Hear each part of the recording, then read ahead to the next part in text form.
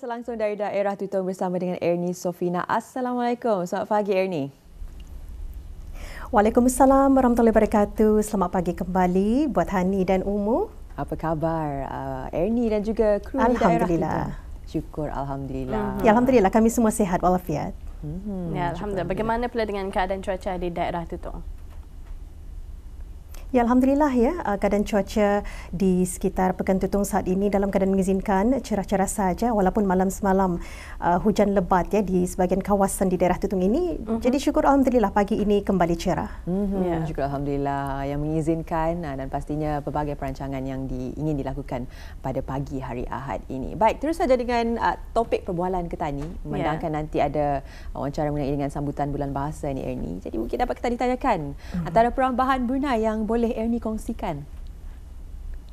Ya, kalau yang sering digunakan ya perambahan Brunei, kalau saya sendiri seperti galak rasa, kembang liur ya, memang itu sering digunakanlah macam gatal hati. Tetapi kalau di rumah biasanya kadang-kadang suka menggunakan guring limpang.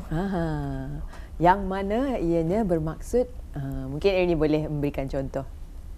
Guring limpang. Guring limpang ya, kalau biasanya mengapa sering digunakan guring limpang di rumah, biasanya digunakan kalau ketika anak-anak balik dari sekolah. Masa itu kita ni melihat mereka bertungkus lumus menyiapkan kerja sekolah. Jadi dari sanalah kita ni kadang-kadang kalau ada perlindungan bertanya mana sialai tu nak guring limpang yang menyiapkan kerja rumah. Itulah. Maksudnya macam bertungkus lumus lah. Ya, melakukan sesuatu perkara. Guring limpang ya menghabiskan homework nyata. Selalu tu tadi kita katakan. Baik, pelbagai ya sebenarnya perambahan Brunei ini dan itulah keunikan di negara Ketani. Ketani gunakan sebagai kiasan bahasa, tapi juga ada setengah perambahan Brunei ini sebagai nasihat dan juga teguran kepada diri Ketani. Nanti mungkin dapat Ketani kongsikan lagi bersama dengan rakan di daerah yang lainnya. Namun dari daerah Tutong, apabila info semasa dan juga bahan visual yang akan dikongsikan, kita serahkan kepada Ernie. Silakan. Baik, terima kasih Hani dan Umu. Bismillahirrahmanirrahim. Assalamualaikum warahmatullahi wabarakatuh. Selamat pagi dan salam sejahtera. Kita dapat bertemu Auda di hujung minggu ini.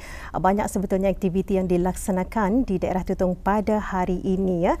Antaranya ialah sambutan Hari Keluarga, anjuran Majlis Perundingan Mukim Telisai dan Majlis Perundingan Kampung di bawah Mukim Telisai 2024. Hari ini merupakan hari terakhir sambutan Hari Keluarga.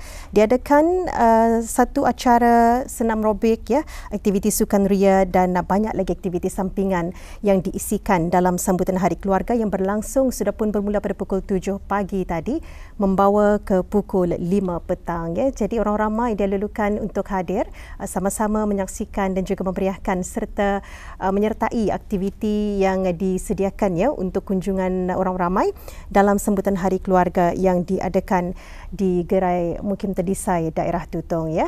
Dan hari ini juga Auda, seperti biasa, Hari Kitar Semula Senegara yang telah pun dikongsikan oleh rakan-rakan tadi. Bagi daerah Tutong, ianya tertumpu di Pejabat Jasri Cawangan daerah Tutong ya, bermula pada pukul 8 pagi sehingga 12 tengah hari. Manakala bertempat di Masjid Hasanah Bolkiah Pekan Tutong pula juga diadakan satu aktiviti iaitu kempen derma darah. Dan ini adalah anjuran Yayasan Kanser Kanak-Kanak YASKA ya. Dan kempen derma darah bermula pada pukul 8 pagi sehingga 11.30 pagi iaitu pada hari ini. Di samping itu juga selain kempen derma darah, pelbagai aktiviti juga disediakan oleh YASKA untuk aktiviti sukan ria dan pelbagai games untuk kanak-kanak ya. Jadi masih lagi ada kesempatan untuk bis kita yang tinggal di Mukim Pekan Tutong khususnya dan juga yang ingin berkunjung, bolehlah datang ke Dewan Masjid Hasanah Bolkiah Pekan Tutong untuk sama-sama menyertai, membawa anak-anak membuat aktiviti dalam aktiviti yang diadakan di Dewan Masjid Hasanah Bolkiah Pekan Tutong pada hari ini. Dan Auda, kita akan kongsikan lagi satu maklumat semasa, tetapi sebelum itu kita beralih dulu menyaksikan pakej program yang disediakan oleh rakan setugas saya untuk edisi hari ini.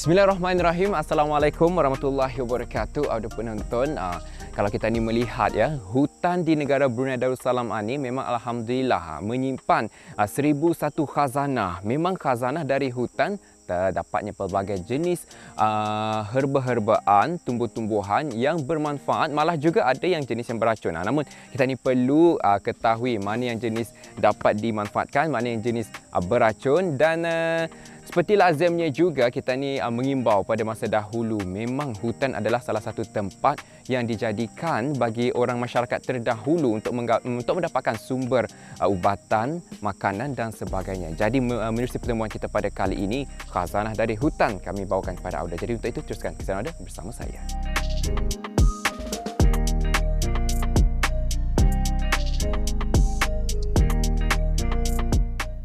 Negara Brunei Darussalam mempunyai khazanah hutan yang unik dan bernilai, merangkumi pelbagai ekosistem flora semula jadi serta tumbuhan pokok rimbunan menghijau di hutan belantara yang masih dipelihara, malah antara yang terkaya di dunia.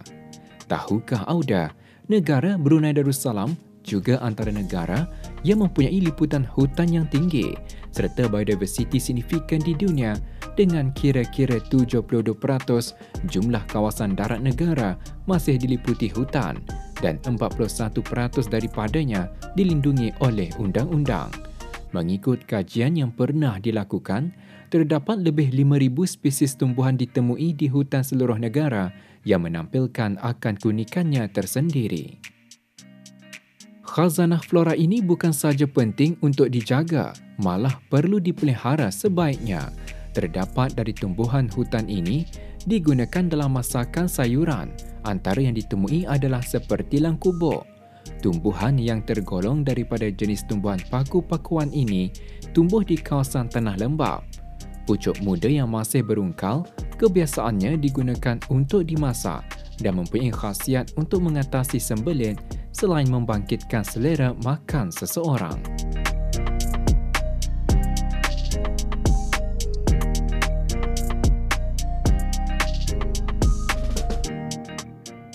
Begitu juga ulam raja atau ranca-ranca.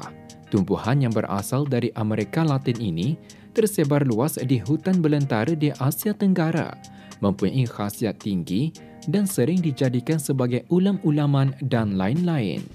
Mengonsumsinya juga baik untuk mengubati sakit perut atau gastrik.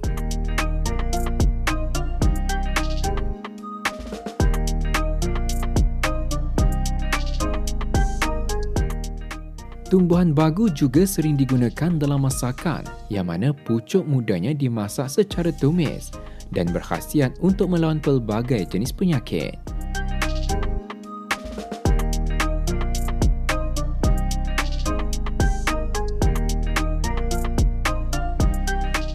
Satu lagi tumbuhan yang kurang dikenali iaitu tumbuhan notol, yang mengandungi bahan semula jadi yang mampu untuk merawat demam, ulcer dan rawatan selepas bersalin.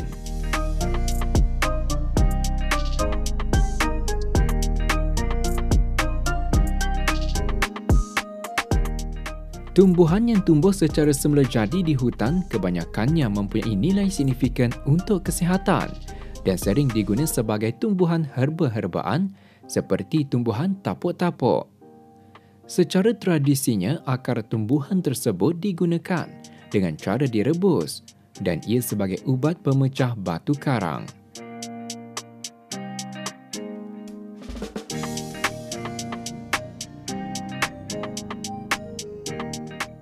Begitu juga tumbuhan pendingin. Selain dari daunnya digunakan untuk menurunkan panas badan, akarnya juga direbus dan airnya diminum bagi merawat panas dalam.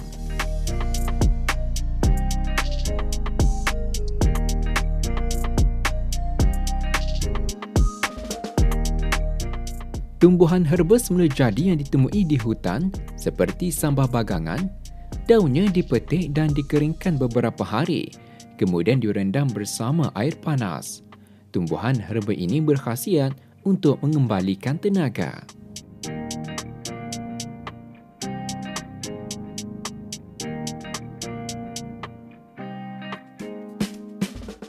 Simpur. juga merupakan herba yang digunakan untuk merawat luka dan cacar melalui lendir yang ada pada tumbuhan, dan daunnya pula sering digunakan sebagai pembungkus makanan.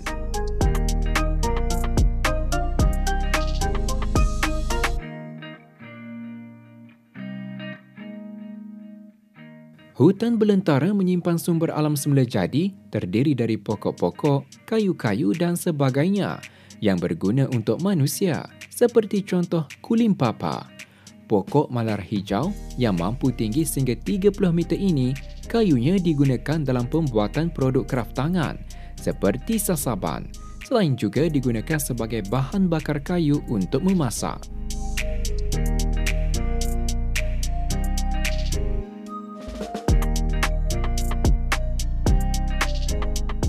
Juga merupakan khazanah alam ialah langir.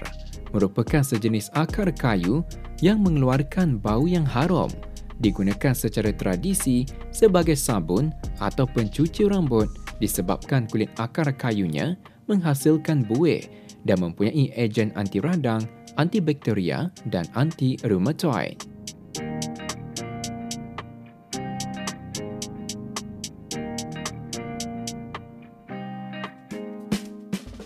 Limpanas merupakan kayu yang tumbuh secara semula jadi di kawasan hutan paya gambut dan campuran kaum damar. Kayu dan akarnya dipercayai digunakan untuk menghalau binatang buas. Selain kulit kayunya dapat dijadikan tangas untuk menghalau serangga.